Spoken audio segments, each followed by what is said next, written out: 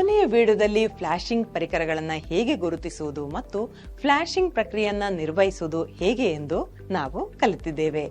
ಅದರ ಮುಂದುವರಿಕೆಯಾಗಿ ಈ ವಿಡಿಯೋದಲ್ಲಿ ನಾವು ವಿವಿಧ ಬ್ರ್ಯಾಂಡ್ಗಳ ಸೆಲ್ ಫೋನ್ಗಳು ಮತ್ತು ಸ್ಮಾರ್ಟ್ ಫೋನ್ಗಳನ್ನು ಹೇಗೆ ಫ್ಲಾಶ್ ಮಾಡಬೇಕೆಂದು ಕಲಿಯಲಿದ್ದೇವೆ. ಎಸ್ಪಿ ಫ್ಲಾಶ್ ಟೂಲ್ ಅನ್ನು ಬಳಸಿಕೊಂಡು ಆಂಡ್ರಾಯ್ಡ್ ಮೊಬೈಲ್ ಅನ್ನು ಹೇಗೆ ಫ್ಲಾಶ್ ಮಾಡುವುದು ಎಂಬುದನ್ನು ನಾವು ಚರ್ಚಿಸೋಣ.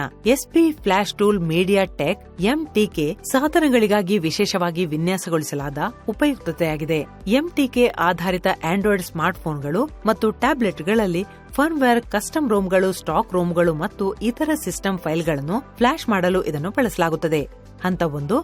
ನಿಮ್ಮ ಸ್ಮಾರ್ಟ್ ಫೋನ್ ಅನ್ನು ಫ್ಲಾಶ್ ಮಾಡುವ ಮೊದಲು ಸಂಪರ್ಕಗಳು, ಫೋಟೋಗಳು, ವಿಡಿಯೋಗಳು ಮತ್ತು ಡಾಕ್ಯುಮೆಂಟ್ಗಳಂತಹ ಎಲ್ಲಾ ಪ್ರಮುಖ ಡೇಟಾವನ್ನು ನೀವು ಬ್ಯಾಕಪ್ ಮಾಡಿದಿರಿ ಎಂದು ಖಚಿತಪಡಿಸಿಕೊಳ್ಳಿ. ಮಿನುಗುವಿಕೆಯು ನಿಮ್ಮ ಸಾಧನದಲ್ಲಿರುವ ಎಲ್ಲವನ್ನೂ ಅಳಿಸಬಹುದು.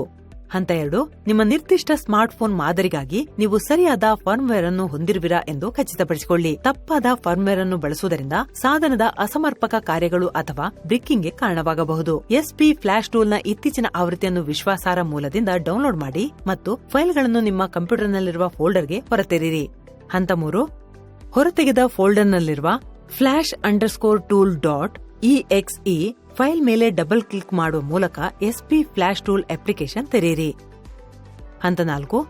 ಎಸ್ಪಿ ಫ್ಲಾಶ್ ಟೂಲ್ನಲ್ಲಿ ಸ್ಕ್ಯಾಟರ್ ಲೋಡಿಂಗ್ ಬಟನ್ ಮೇಲೆ ಕ್ಲಿಕ್ ಮಾಡಿ ಮತ್ತು ಫರ್ಮ್ವೇರ್ ಫೋಲ್ಡರ್ನಿಂದ ಸ್ಕ್ಯಾಟರ್ ಫೈಲ್ star.txt ಅನ್ನು ಆಯ್ಕೆ ಮಾಡಿ.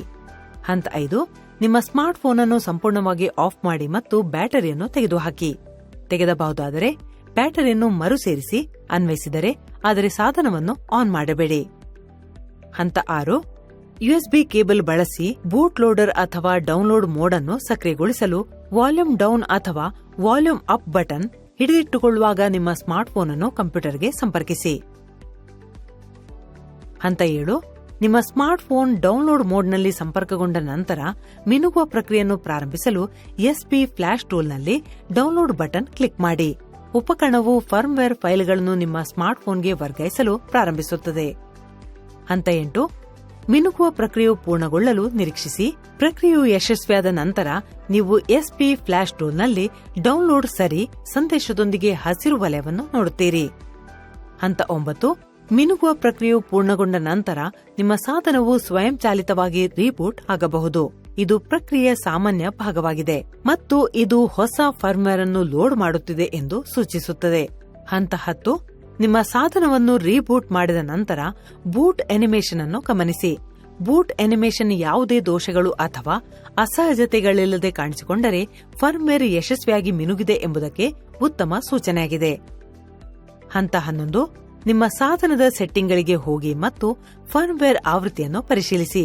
ಎಸ್ಪಿ ಫ್ಲಾಶ್ ಟೂಲ್ ಬಳಸಿ ನೀವು ಫ್ಲಾಶ್ ಮಾಡಿದ ಆವೃತ್ತಿಗೆ ಇದು ಹೊಂದಿಕೆಯಾಗಬೇಕು. ಹೆಚ್ಚುವರಿಯಾಗಿ ಇದರ ಸೆಟ್ಟಿಂಗ್ಗಳು ಮತ್ತು ಕಾನ್ಫಿಗರೇಷನ್ಗಳು ನಿಮ್ಮ ಆದ್ಯತೆಗಳಿಗೆ ಹೊಂದಿಕೆಯಾಗುತ್ತವೆ ಎಂದು ಖಚಿತಪಡಿಸಿಕೊಳ್ಳಿ. ಹಂತ 12. ಮಿನುಗುವ ಪ್ರಕ್ರಿಯೆಯಲ್ಲಿ ಸಂಪರ್ಕಗಳು, ಫೋಟೋಗಳು, ವಿಡಿಯೋಗಳು ಮತ್ತು ಡಾಕ್ಯುಮೆಂಟ್ಗಳು ಕಳೆದು ಹೋಗಿಲ್ಲ ಅಥವಾ ದೋಷಪೂರಿತವಾಗಿಲ್ಲ ಎಂದು ಖಚಿತಪಡಿಸಿಕೊಳ್ಳಲು ನಿಮ್ಮ ಡೇಟಾವನ್ನು ಪರಿಶೀಲಿಸಿ.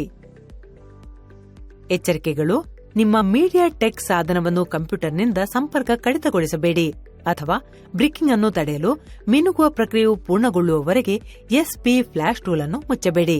ಎಸ್ಪಿ ಫ್ಲಾಶ್ ಟೂಲ್ ಒದಗಿಸಿದ ಯಾವುದೇ ಎಚ್ಚರಿಕೆಗಳು ಅಥವಾ ಸೂಚನೆಗಳಿಗೆ ಗಮನ ಕೊಡಿ ಮತ್ತು ನಿಮ್ಮ ಸಾಧನಕ್ಕಾಗಿ ನೀವು ಸರಿಯಾದ ಫರ್ಮ್ವೇರ್ ಮತ್ತು ಸೆಟ್ಟಿಂಗ್ಗಳನ್ನು ಬಳಸುತ್ತಿರುವಿರಿ ಎಂದು ಖಚಿತಪಡಿಸಿಕೊಳ್ಳಿ. ರೀಕ್ಯಾಪ್: ಈ ವಿಡಿಯೋದಲ್ಲಿ ನಾವು ಎಸ್ಪಿ ಫ್ಲಾಶ್ ಟೂಲ್ ಅನ್ನ ಬಳಸಿಕೊಂಡು ಆಂಡ್ರಾಯ್ಡ್ ಮೊಬೈಲ್ ಅನ್ನ ಹೇಗೆ ಫ್ಲಾಶ್ ಮಾಡುವುದು ಎಂದು ಚರ್ಚಿಸಲಿದ್ದೇವೆ.